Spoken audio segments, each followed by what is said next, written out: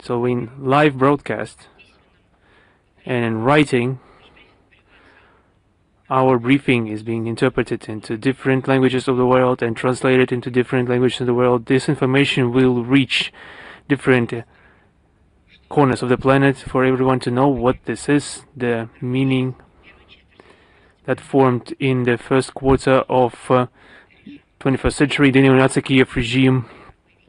In the Belgorod region on 21st of November, the AFU militants cynically chose a young family as their target in the village of Nova Tavaljanka, and they deliberately sent a kamikaze drone against a vehicle where parents were sitting with their 4-year-old son. The AFU forces knew who they were targeting. They targeted unarmed civilians, non-combatants, a family with a child. Only the little boy managed to survive, although he was gravely injured. From November 20th to November 25th, in different villages and municipalities of the region, more than 20 people were affected, and by those strikes, 4 of them died.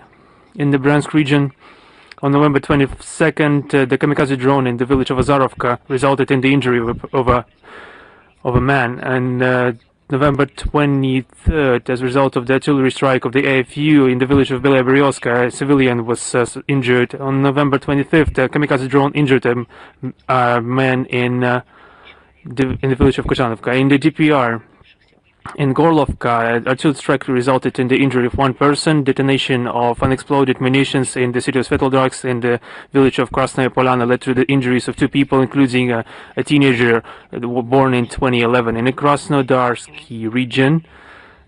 region, the mass drone attack in November 25 resulted in the injuries among 6 civilians and damage to 20 houses in 5 municipalities. The enemy targeted civilian districts of Novorossiysk and Tuapse and the environs of Gelendzhik. In Kursk region, on the 23rd of November, the village Birikovka, a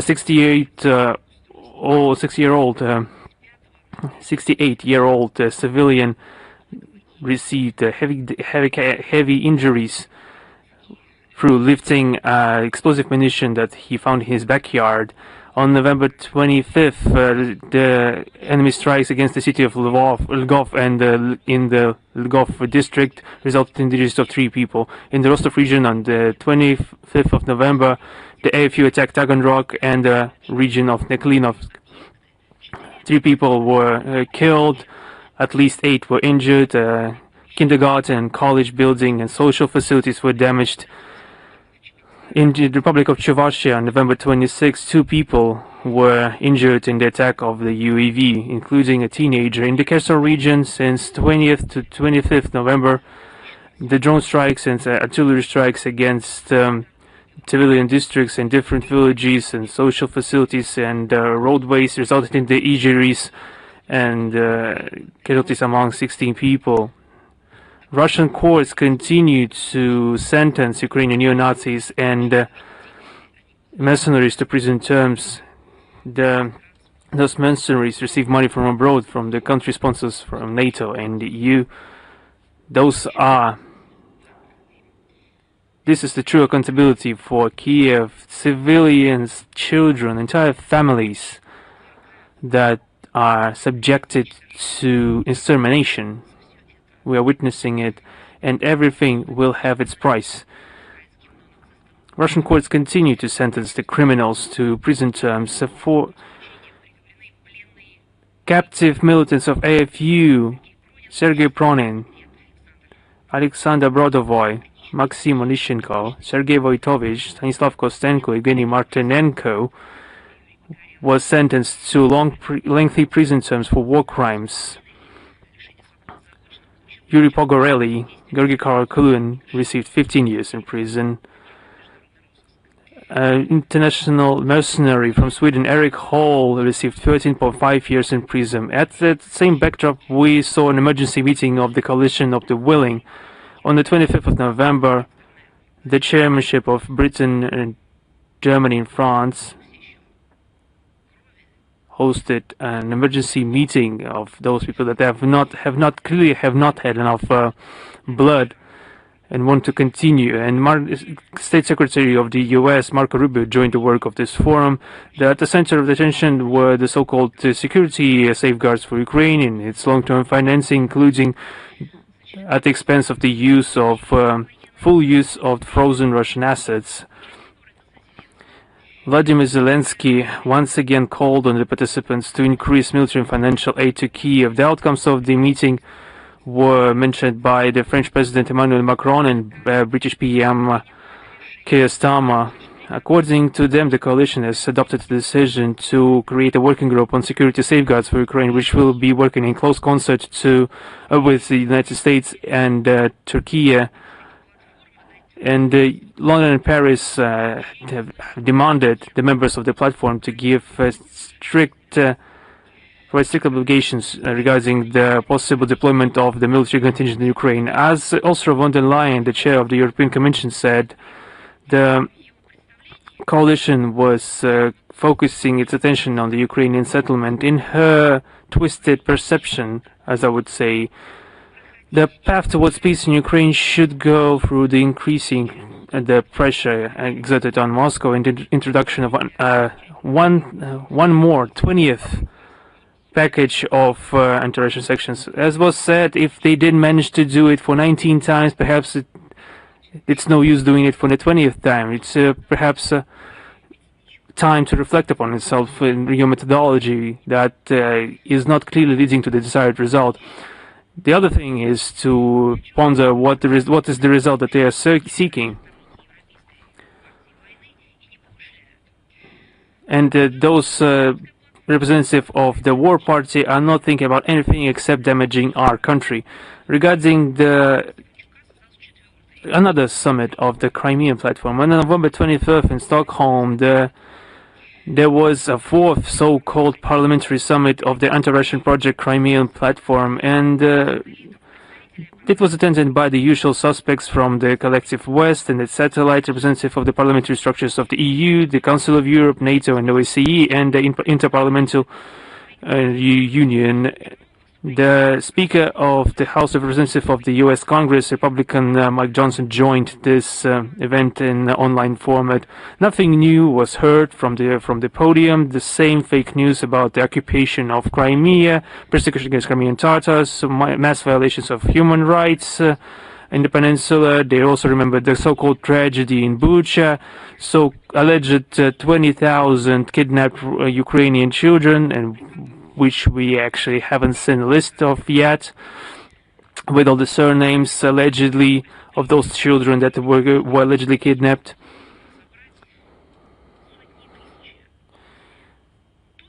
The tone of the discussion was set by Vladimir Zelensky, who also appeared out of nowhere at another event, and who said that the international community shouldn't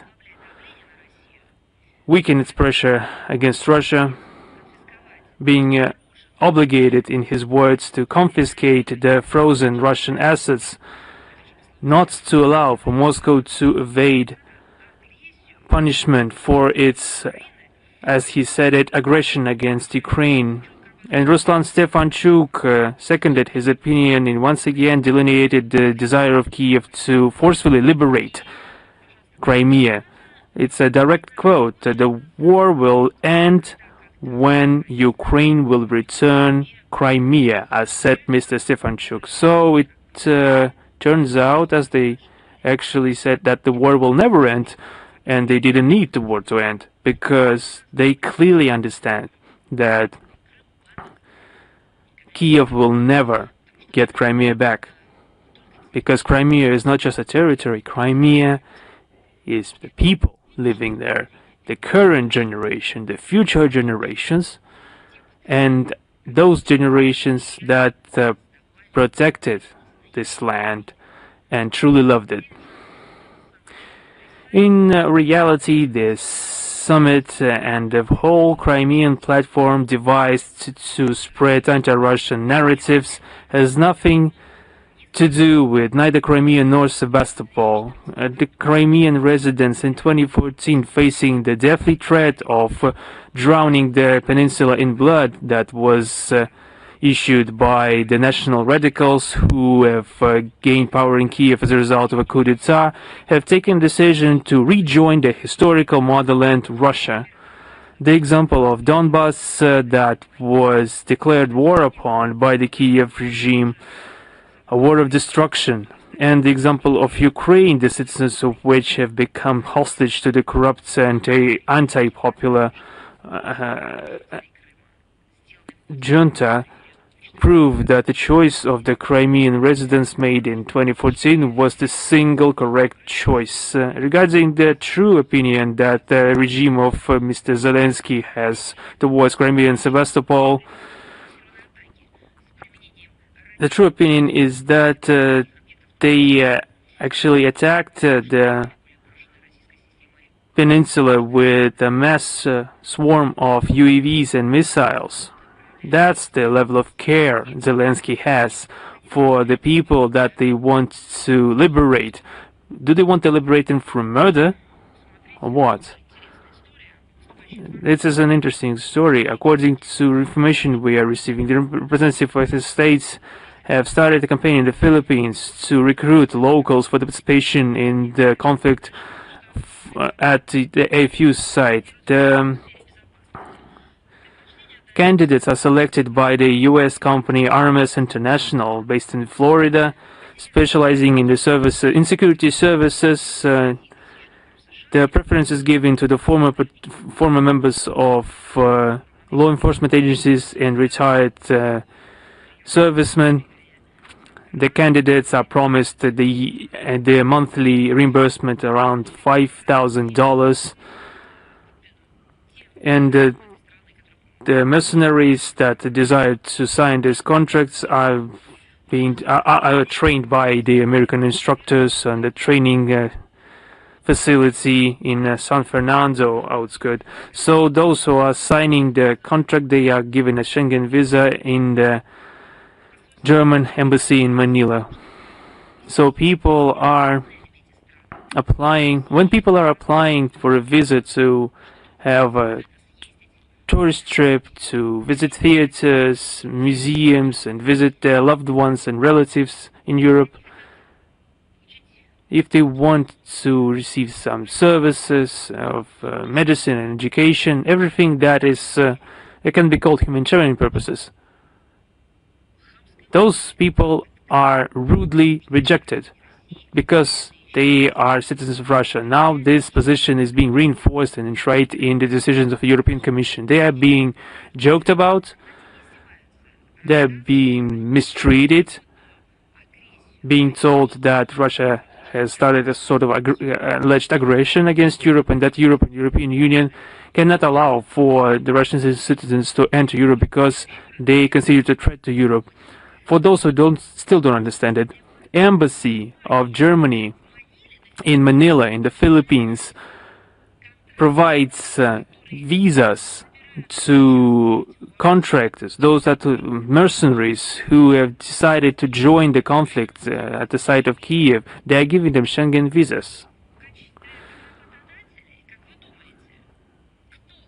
Who do you think is designated as an employer in those documents? Perhaps it would be a surprise to you for Italians, Spaniards, the French,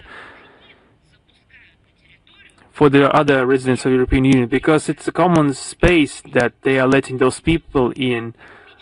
Who do you think is designated as an employer? Private military companies in Berlin. Upon arrival in Germany, the recruits are being sent to Poland and then to Ukraine. What is the guarantee that they will not be redirected elsewhere? There is no guarantee, but the main thing is, in the other point, they have the Parliamentary Assembly and all other institutions that have multiplied in the European space, European Court of Human Rights. They could discuss the situation. How is that in the Philippines, the Americans are recruiting Philippine residents, and a German consular establishment is providing them with Schengen visas under a false pretext and motive providing for false data in the documents. All the while, in Ukraine, they are continuing the fight against historical heritage of Soviet Russian eras. Perhaps this is a testament to the fact that Kyiv has little time left, and they are ramping up their efforts to demolish all that is left from the true historical memory of Ukraine, from its history. In this city of Chernovtsi, they have demolished a memory plaque dedicated to Fyodor Poletayev, hero of the Soviet Union and Italy, the member of the Italian movement of resistance. He fought valiantly together with Italian partisans and perished fighting Nazis in 1945. We have repeatedly mentioned him during our briefings, and we will of course provide a link to the relevant materials. In the city of Nikolaev, a memorial plaque was removed dedicated to Vladimir Obrosov, the Russian Soviet scientist in the area of transport. Is he no longer a source of pride in Ukraine? So I don't understand it. They are retaining the memory of those people whose memory is beneficial to them. Someone is included in the national glory of their country, and those the people that have also been born but are not beneficial to the historical idea of Ukraine are being destroyed, are being erased. In the city of Irpin, in the Kyiv region, the memorial of Soviet warriors and was also vandalized. They removed the plaque stating "Glory to the heroes who have died for their homeland in the Great Patriotic War 1941-1945. Just think what are the motives of those people that stand behind this. If they were just crazy, perhaps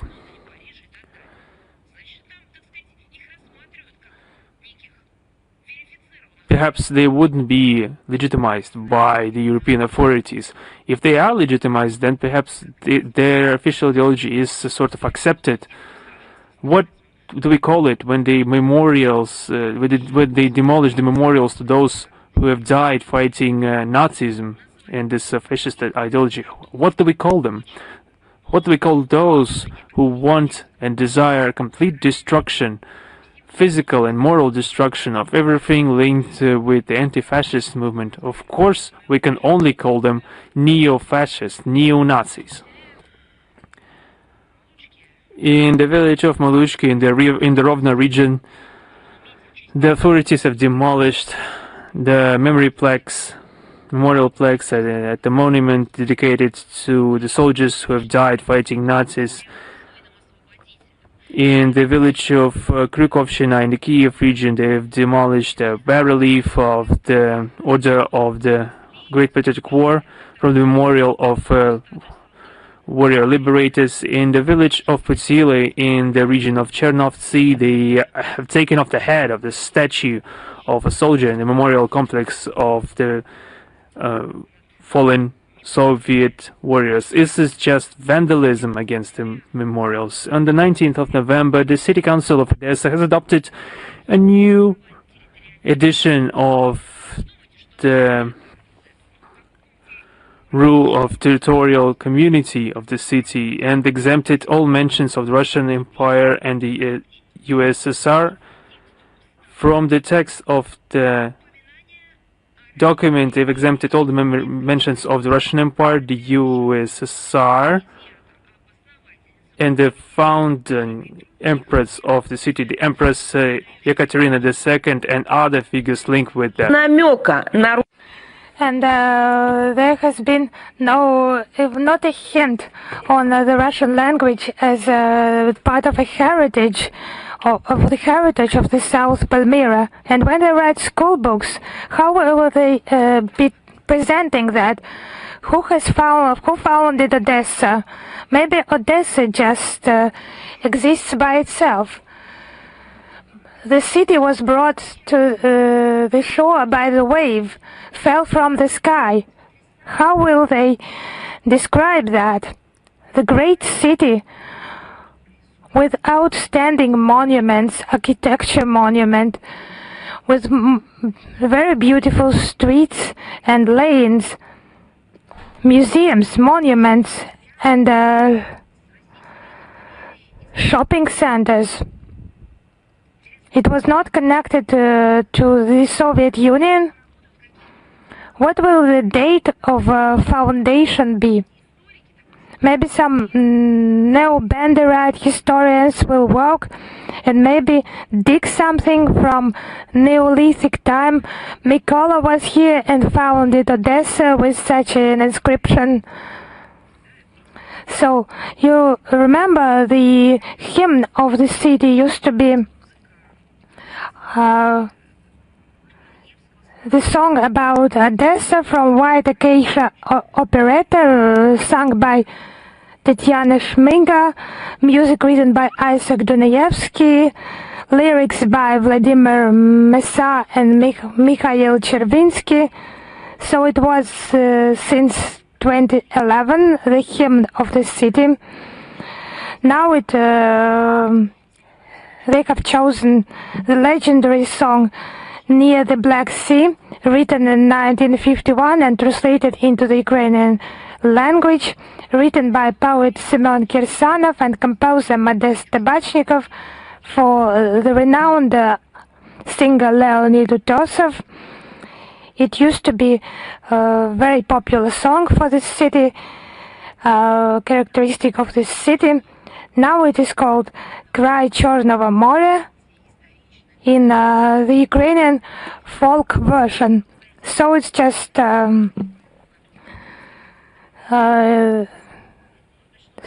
similar to KVN game where the team of Zelensky played when he was young. Maybe they took something from his 95th quarter. When the melodies of old songs, they composed new texts based on those melodies. It's done at KVN and the other TV shows for people to laugh, not to take that seriously. But here it's mocking. Here that's just against the memory of the people who have created its glory. It's just mocking those who for centuries have enshrined the beauty of Odessa, enshrined it for centuries. And it's unlikely that the Ukrainian government will earn the respect of Odessa residents by such methods. It will just facilitate, speed up the end of the Kyiv regime. The lists of decolonization and decommunization of the followers of Bandera and Shukhevich, they are quite large, and the work is carried out there. It's just not writing those lists, but to destroy monuments, to destroy them one by one. It's also used as a cover for stealing money. This function is perfectly known in Ukraine. The less the population, the lower its cultural level, the better it is for Kyiv authorities, for these usurpators.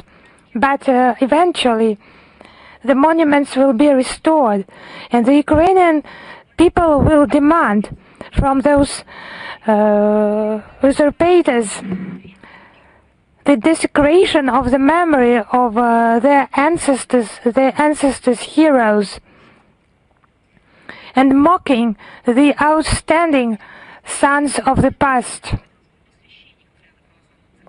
From the 17th to the 19th of November in Washington, there was a visit by the group of priests of Ukrainian Orthodox churches.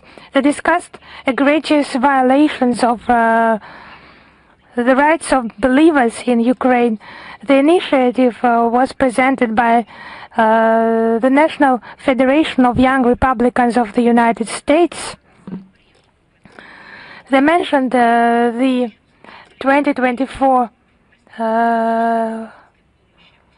law about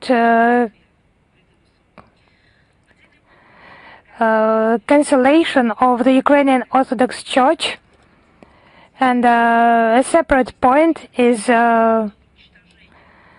developing the guarantees of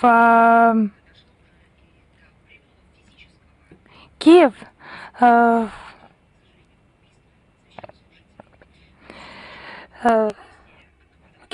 against Kyiv measures against Christian and against clergy members.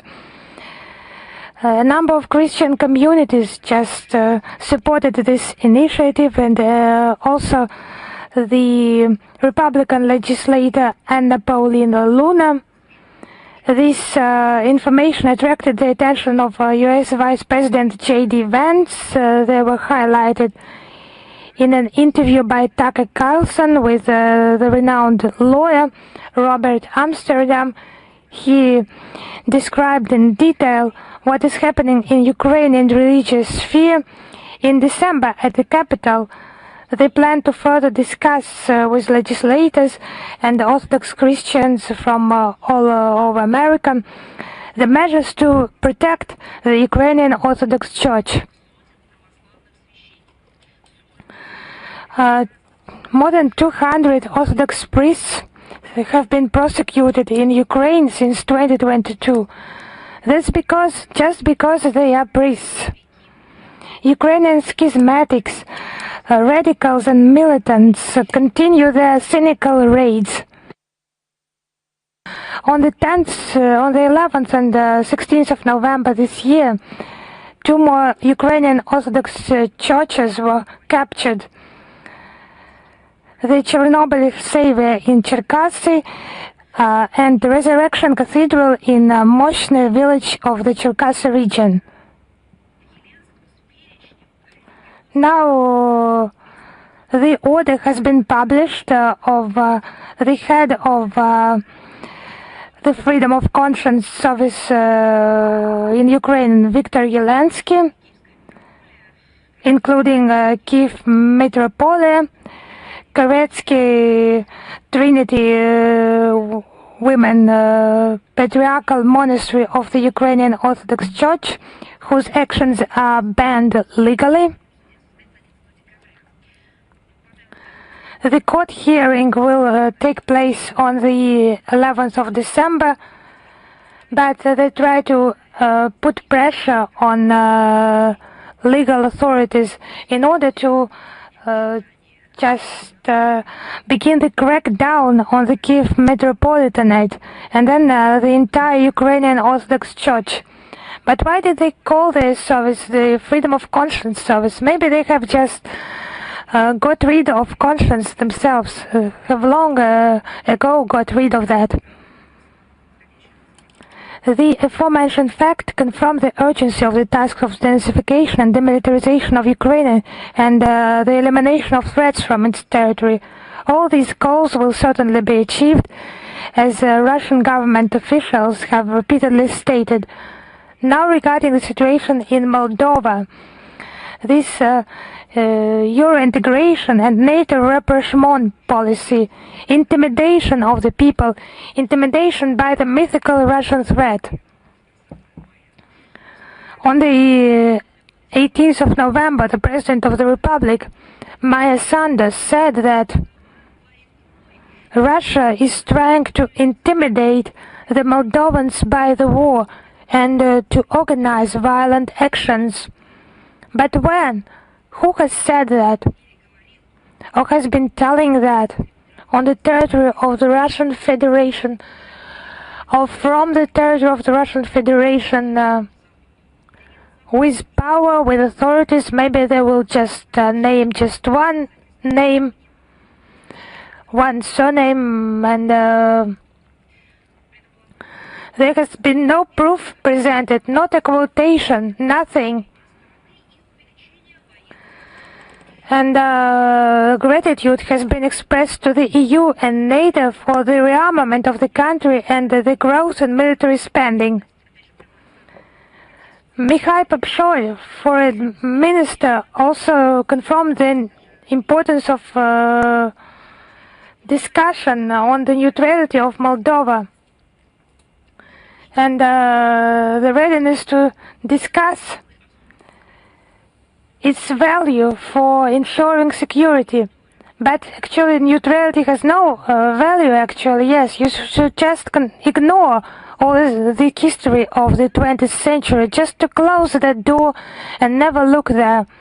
And then you can invent any concoctions against that background. So the Moldovan citizens, they are just ready to discuss that.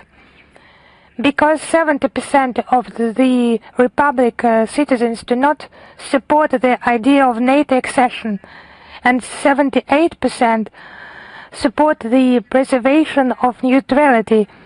It is where the Moldovan people are more clever than their authorities. Because contrary to Sandu and Popshoy, who just accuse us without any quotations or links, we just support our statements by concrete quotations, by concrete links. On the 17th of November, the construction of a new ammunition depot was started at the military training ground near the city of Balti in northern Moldova. On the 20th of November, at the customs checkpoint Elbița-Leușene, on the border between Moldova and Romania, munitions were found in a truck and weapons, lethal weapons.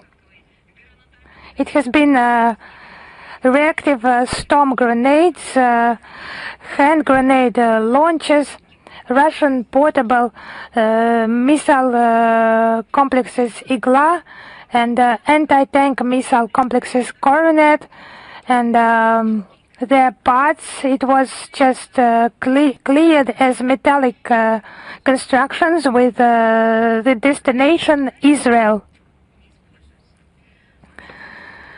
The Moldovan army does not use such weapons and munitions, and it's just the Kyiv regime participating in illegal weapons turnover, and the country is just a transit base for such military shipments. And it could be a basis for some future provocation in order to just drop the elements of weapons and munitions produced in Russia, and then as Sandu likes that, to mention there are no facts now, but from this cargo they could have been invented and then reproduced like on a 3D printer. The militarization of the Republic together with the aggressive Russophobia are the main reference points for the current Moldovan authorities. The most tragic thing is this so-called Euro integration project. The regime representatives are just destroying the ties with Russia that have proved its efficiency. Actually, the Republic has received a lot of benefit from the CIS integration. The GDP growth in 2011-2021 period was 40.9%. That's including the pandemic's year. Up to 2% of this growth was assured by the CIS integration processes. And then Chisinau, since February 2022, stopped its participation within the Commonwealth. And there are brave people who are just accusing Russia of alleged problems in the Moldovan economy.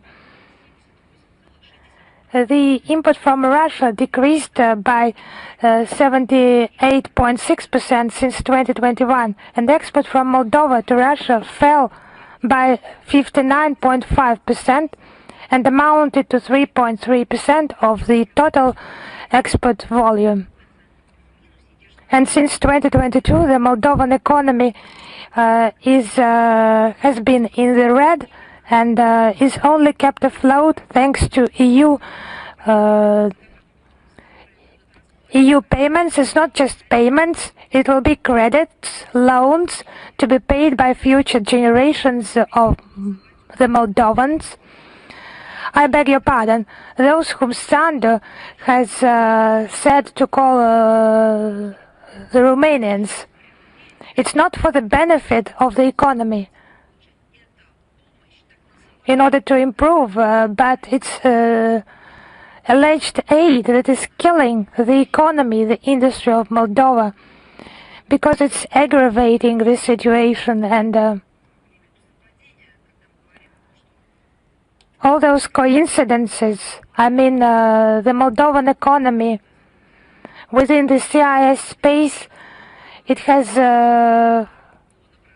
flourished, but it has been moving towards development, but after it quitting this CIS space, it has started to degrade. It was the invented course allegedly to save, and it will just influence the Moldovans themselves, who out of desperation are leaving Moldova en masse and search for better life, just trying to make the use of their talents where it is possible, because they understand that they do not have the future in their own country, in Moldova. It's really sad to see that the Brussels proxies are turning Moldova, that used to be prosperous with the developed agriculture and industry, into another colony from where they just can take away what has not been stolen.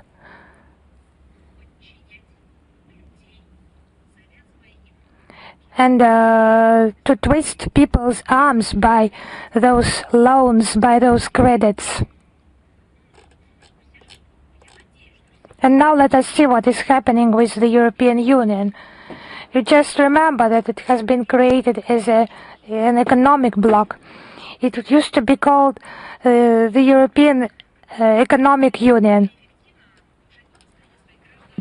They sought to improve the well-being of their citizens, to minimize the losses, but now it's being turned into an appendage of NATO, pursuing a confrontational foreign policy.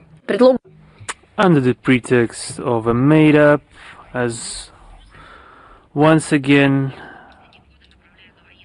of a fictitious Russian threat, the EU authorities recently have been sending unprecedented funds to military purposes. According to European Defence Agency, in 2044, the overall defense expenses of the EU countries have grown by 19% compared to 2023 and have amounted to 343 billion euros. In 2025, they will reach 381 billion euros. However, European economy experiences a protracted stagnation, which doesn't allow for the governments of the EU countries to increase the revenues of national budgets. The share of EU in the world GDP and the buying capacity parity, according to IMF, has decreased from 70% in 2011 to 14% in 2025. This is what happens to those who resort to sanctions, thinking of themselves as world elite. In 2024, the EU GDP has increased only by 1%. In 2025 and 2026, according to the forecast of the European Commission, the picture will not diverge significantly. The economic growth expected at a level of 1.4% in the European zone and 1.4%. And industrial manufacturing and the production in the EU in 2024 has contracted by 2.5%. They also are still challenges in the area of state finances. The aggregated deficit of state budgets of the EU countries in relation to GDP will grow to 3.3% in 2025, and the maximum allowable level legally established at the EU is 3%. The estimates of state debt and relation to GDP will increase from 82.2% up to a record high of 83.2%, despite the fact that according to EU rules it shouldn't exceed 60%. But they have not criticized this situation. This is not the same as fighting human rights violations in their own space. That's the thing that they don't like and don't appreciate. The thing that they do like is to meddle in others' affairs and to provide another grant to another media piece that will investigate the properties of an economic decline in other countries.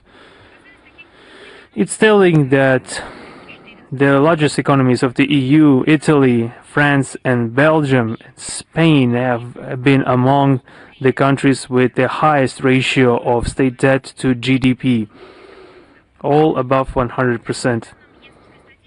According to EU statistics, 27.5 million of residents of the bloc in 2024 have faced serious material complications. In around 47 million Europeans couldn't afford heating in a significant measure in their houses. The key energy deficient areas of EU industry, the chemical industry, the steel making industry, car manufacturing experience great difficulties. The EU countries have to overpay 2 or 3-fold for energy and 2 to 4 or 5 fold for gas. It is very difficult for them to stay afloat. In this situation, the growth of military expenses is only possible through the decrease in other budget categories, primarily social ones. Every euro invested in the manufacturing of munitions, missiles and drones is a euro that has been extracted from education system, from health, from pensions and migration reform. It begs a question: what is the state of those countries? Are they either they are at war, in a hybrid war, or B, they are going into a war, or C, if they are preparing for peace, if they are supporting peace, standing for peace? They have to make this clear. At the same time, the EU and its member countries are actively resorting to state loans to finance these rearmament programs. The current military expenditure is being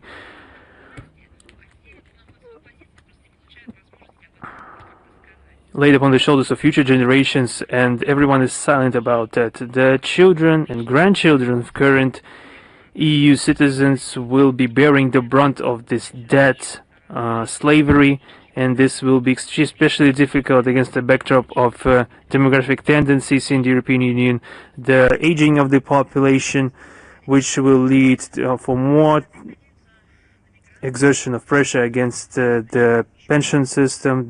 Also, they are experiencing the decrease in the working population and low birth rates. But they don't care about that.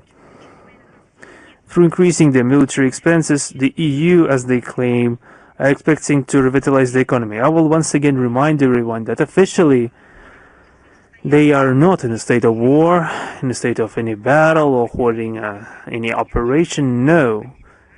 Officially, they are at peace and in complete tranquility, and they're calling for everyone to do the same.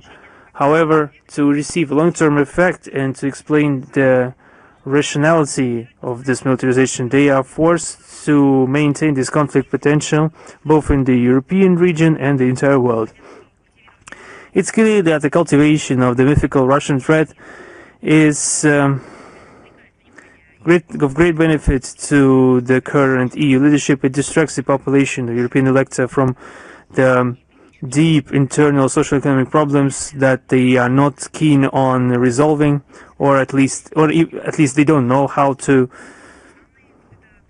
The main main beneficiaries of this militarization are the leading military and industrial establishments of the EU and the US that are clearly linked with the political establishment in these countries. They are gaining huge profits on huge state contracts, ensuring record profits, and all the while all other sectors of the economy are severely lacking in investments. Under the pretext of security concerns, the financing of defense in the EU is non-transparent, which is fraught with high corruption risks. We remember the same story with the anti-COVID vaccines in Europe. That's the thing that is going on with the militarization of the EU. They're sending the very same SMS by Madam Ursula, Madam Kaya, and other members of the ruling circles and some members of the political elites that have entrenched themselves in the power. That is the same way that they are making decisions. They are completely non-transparent for the entire populace. The information space in the West is almost completely sanitized from alternative points of view. As a result, the population of European countries is in a complete informational vacuum or limbo. By 2030, they are expecting to invest more than 1 trillion euros into the defense production, defense manufacturing, volumes comparable to the military programs of the Nazi Germany on the eve of the Second World War. This ramping up of arms race and military psychosis and confrontation logic is undermining the security of the EU countries and increases the dangers of involving them into a full-fledged armed conflict, which will lead to a collapse of Europe. Our experts have prepared a detailed report on the anti-Russian activity of more than 20 countries of European Union. It will be published in the extended version of the briefing. Please take attention to that. There have been a lot of questions related to the fires in the residential complexes of Hong Kong, which resulted in injuries among Russian citizens. The General Consulate in Hong Kong is actively looking into the matter. There is no information as of now regarding any Russian victims.